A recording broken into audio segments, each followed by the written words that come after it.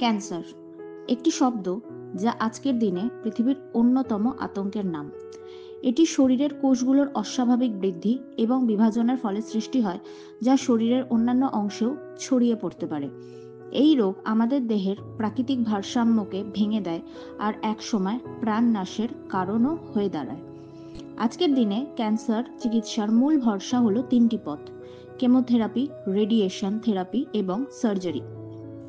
Chemotherapy হলো এমন একটি পদ্ধতি যেখানে শরীরে ক্যান্সার কোষ ধ্বংস করার জন্য শক্তিশালী ওষুধ প্রয়োগ করা হয়। রেডিয়েশন থেরাপিতে উচ্চ শক্তির রশ্মি দিয়ে ক্যান্সার কোষ ধ্বংস করা হয়। কিন্তু সমস্যা হলো, এই পদ্ধতিগুলো কেবল ক্যান্সার কোষকেই নয়, বরং শরীরের সুস্থ কোষকেও ক্ষতিগ্রস্ত করে। ফলে দেখা দেয় নানা পার্শ্ব প্রতিক্রিয়া, যেমন চুল পড়া, দুর্বলতা, বমি ভাব, সংক্রমণ, এমনকি মানসিক অবসাদও। ঠিক এই জায়গাতেই একটি বৈপ্লবিক আবিষ্কার এনে দিয়েছেন দক্ষিণ কোরিয়ার কায়েস্ট বিশ্ববিদ্যালয়ের বিজ্ঞানীরা। অধ্যাপক কাওয়ান হিউন চোর নেতৃত্বে বিজ্ঞানীদের একটি দল এমন এক অভিনব পদ্ধতি উদ্ভাবন করেছেন, যা ক্যান্সার কোষকে ধ্বংস না করেই তাদের সুস্থ কোষে রূপান্তরিত করতে পারে। হ্যাঁ, ঠিকই শুনেছেন, ক্যান্সার কোষকে আর মারা নয়, বরং তাদের ফিরিয়ে আনা হচ্ছে তাদের পূর্বের সুস্থ অবস্থায়। এই গবেষণায় বিজ্ঞানীরা প্রথমে এক ধরনের ডিজিটাল টুইন তৈরি করেন। এটি হলো মানব শরীরের জিন নিয়ন্ত্রিত একটি ভার্চুয়াল মডেল। এর মাধ্যমে তারা বোঝেন কোন কোন মাস্টার সুইচ বা মূল নিয়ন্ত্রক জিনগুলো ক্যান্সার কোষকে অস্বাভাবিকভাবে বাঁচিয়ে রাখে।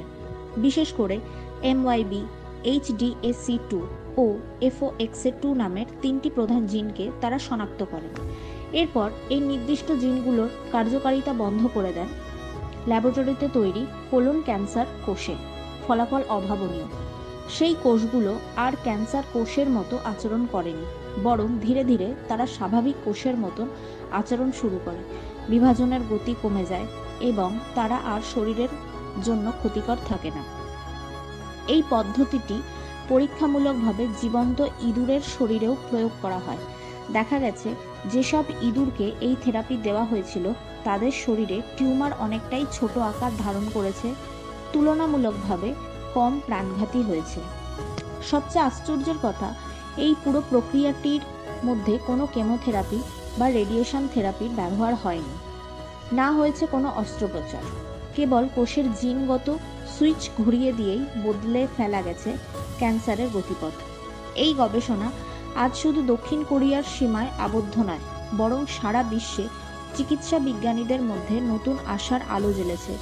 যদি এটি সফলভাবে মানব দেহে প্রয়োগযোগ্য হয়, তবে ভবিষ্যতে ক্যান্সার চিকিৎসা সম্পূর্ণ বদলে যেতে পারে।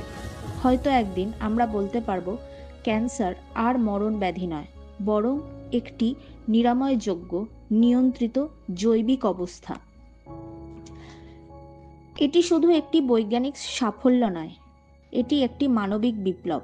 প্রতিটি রোগীর জন্য, প্রতিটি পরিবারের জন্য এটি এক নতুন সম্ভাবনার দরজা খুলে দিয়েছে, এবং এই সম্ভাবনা থেকেই শুরু হতে পারে এক নতুন অধ্যায়, যেখানে মৃত্যু নয়, জীবনই হবে চিকিৎসার মূল লক্ষ্য।